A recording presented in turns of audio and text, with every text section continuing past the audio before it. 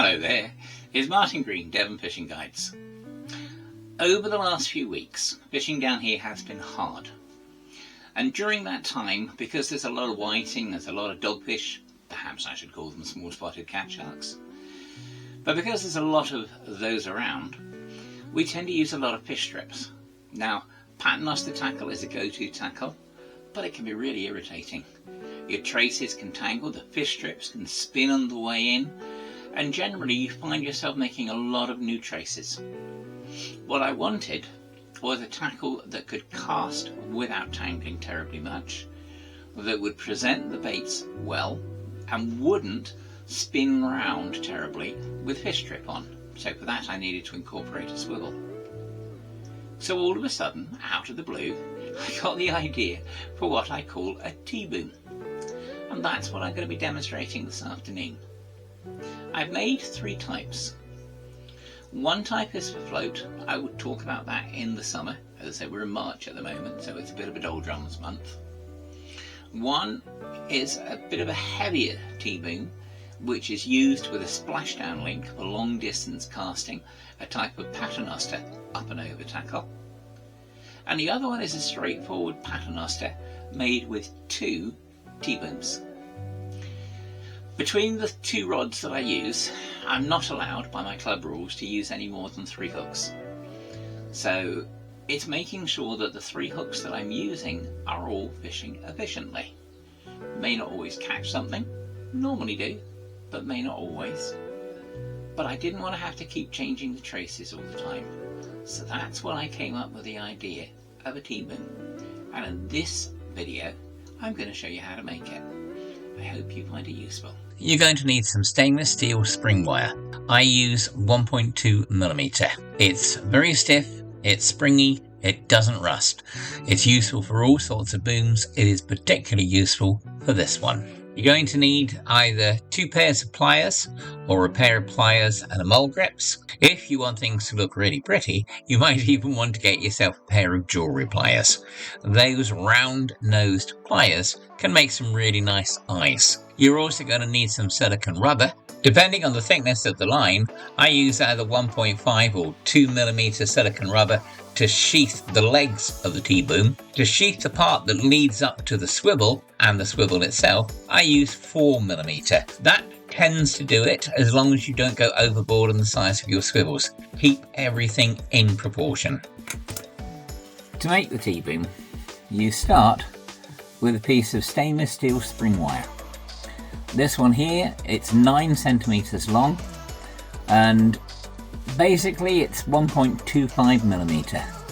1.25, 1.3, 1.5mm, they're all fine. So the first thing I'm going to do is I'm going to take the piece of spring wire. Now I'm going to be a little bit clumsy today. As you can see from my hand, I've just had 2 operations on it. Silly story. I got bitten by a spotted ray. Nothing unusual in that, I suppose. I was trying to hold it for the camera. The charter skipper wanted a picture. And by the next morning, I had to go to the doctor to get some antibiotics. By the evening, I was so ill, I was taken into hospital and had 2 operations. Moral of the story is, don't get bitten by a spotted ray. It does not make making T-booms awkward. So, I start with a piece of stainless steel wire, and I fold it roughly in half. So that's there. Bring that round. Just got more or less folded in half. I'm going to use the round bit of a pair of pliers, and I'm just going to squeeze that down a bit further, still trying to keep the sides more or less parallel. So that's basically most of the hard work done. I'm going to take a swivel, and all I'm going to do is I'm going to slide that swivel onto the wire and onto the loop at the end. Simple. next thing I need, I'm just going to wet the stainless steel just to make it a little bit easier to slide on a piece of silicone tubing. I put that on, and then I just slide it down until I get to the part where there's the swivel. And then from there you can see I've slid it up a ways and I've sheathed the swivel. Simple as that. I then take the two bits here and I just fold one bit up, make him perpendicular to the other one, get the other piece of wire, the end of the wire I should say, and I'm going to fold that down. And there is my teaspoon. You'll never guess why I called it a teaspoon. Sorry. But it's ever so simple to do. The next bit, of course, is getting it tied onto your main line. And that's dead easy too. But it gives you a really nice tackle. Let's have a look and see how that's done. To make the tackle, I actually find it really simple. So I start just by taking a piece of, this is 60-pound breaking strain line. I tend to use 5-ounce lead weights. Your safety margin should be 10 pound of line for every ounce of weight, and a further 10 pound as your safety margin. So if you're casting with a 5-ounce weight, you should have a rig body that's 60-pound breaking strain. So there's my bottom of approximately 1.5 meters. I'm just going to turn it round and I'm going to make a loop, and then I'm just going to twiddle this in 1, 2, 3, 4, 5, 6, 7 times, and that's the basis for a dropper loop. Now normally what you do is you open up the middle loop here and you push this side through it. I'm not going to do that. I'm just going to start to pull it tight, and then I'm going to take the middle loop. Don't have to be the exact middle loop, sometimes it's a bit hard to tell. That's going to be good enough, I think. So much easier when you haven't got a bandage on. So I'm just going to open up that middle loop there. And then all I'm going to do, I'm going to stick the T-boom through it, leaving the spikes this side. So that now, when I tighten from both sides, you can see that this now will be caught dead in the middle.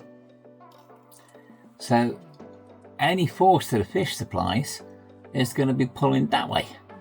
So it's not going to pull the boom free. Now just to tidy it up a little bit, I'm going to take a piece of tubing. This is 1.5mm silicone tubing. And I'm just going to bring it down from the top, and I'm going to sheath that leg with that one, and I'm going to give the knot a bit of protection. So if I pull tight, I'm just going to bring that knot under the silicone tubing too. So that is now held beautifully that side. And then I'm going to do the same the other side. So once again, 1.5mm tubing. Gonna thread it on. Bring it down. And once again, I'm going to sheath the leg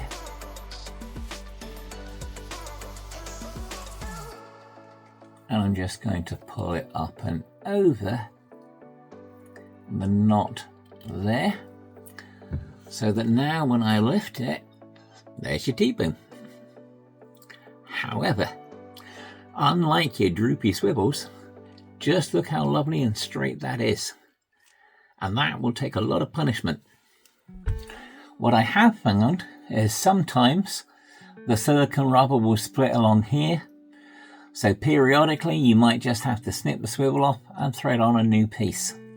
But I'm finding that is probably once every 8 or 9 trips. So it's pretty tough. So that's one done. Now I do exactly the same for the bottom. So I just leave myself a bit of space.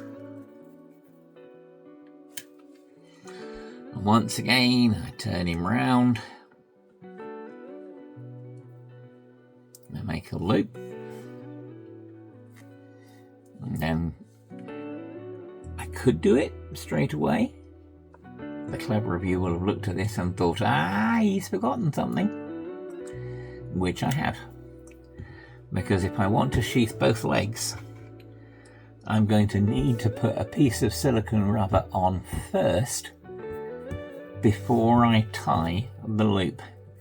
And then that will cover the other leg. I often forget to do that, which is a bit daft, I know. But there we go. Make a loop. 1, 2, 3, 4, 5,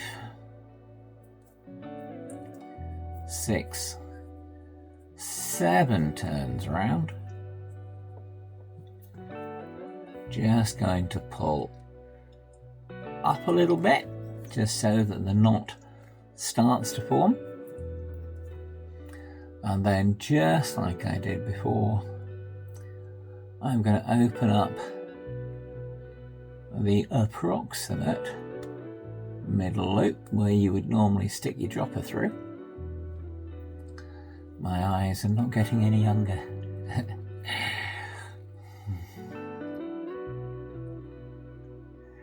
Of course, having no fingernails doesn't help either.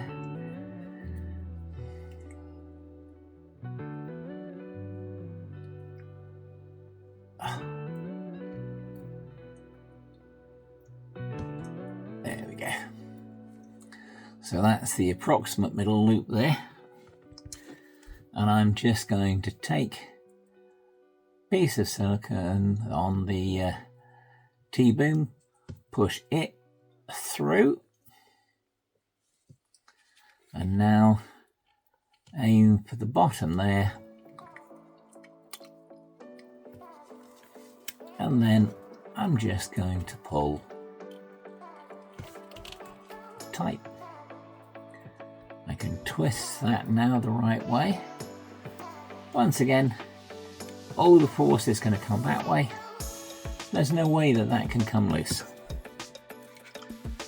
So I can take another bit of 1.5 millimeter silicone tubing, and I can bring that up to the leg.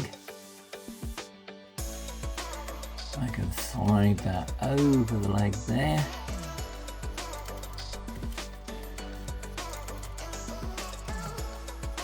I'm going to just twist it a little bit. Get that knot sheathed as well. Give it a bit of protection. That's one part. Now, this is the bit that I nearly forgot. So I can take that bit of silicone tubing and I can bring that up and I can sheath the other leg with it. And just like I did for the other side as well, I can give that a pull and I can pull that up and over the knot on the line as well. Quick play to neaten it up, and there's your T-boom. So now I've got one T-boom there, I've got one T-boom there. Now, no tackle is 100% tangle-free, but this is a lot more friendly than many of them. What you do want to do is that when you put the traces on, you want to make sure that the traces aren't the length that they will meet in the middle. You want a little gap between the top and the bottom one. As long as you do that, so it's hanging a little bit shorter, and that way the one from the top boom can't tangle on the bottom boom. The one on the bottom boom, that's fine, whatever you like on that one. So I normally find that I've got a long end and a short end, so I tend to put a swivel on the top end, and that'll be for the top of my tackle, and I put a swivel and a link on the bottom of the tackle. I use fast links. Snap links are no good for casting. You want fast links or you want proper sort of oval links. But all in all, it's a very good tackle. So what we ought to do is go and try it out and let you see how it works. Because you can use the T-boom for boat fishing. You can use it for black bream over rocks. Hopefully I'll get a chance to do a video on that a little bit later in the summer. Also, you can use it for scratching, dogfish, whiting, things like that through the winter. And we took it down to Sapton Sands, and we also had a 6#13 smoothhound on it. But now the smoothhounds are getting underway a bit more. I think you'll probably find that we'll get a few more along the way. But that's how you make the T-boom, and that's how you tie it up. Dead simple. And that's it for tonight. I hope you enjoyed it. I also hope that the next time you go out fishing, you have a wonderful catch. Meanwhile, if you would like to subscribe to our channel, please hit the subscribe link underneath the video. It would be very much appreciated. Look after yourselves, and I wish you all the very best. Goodbye.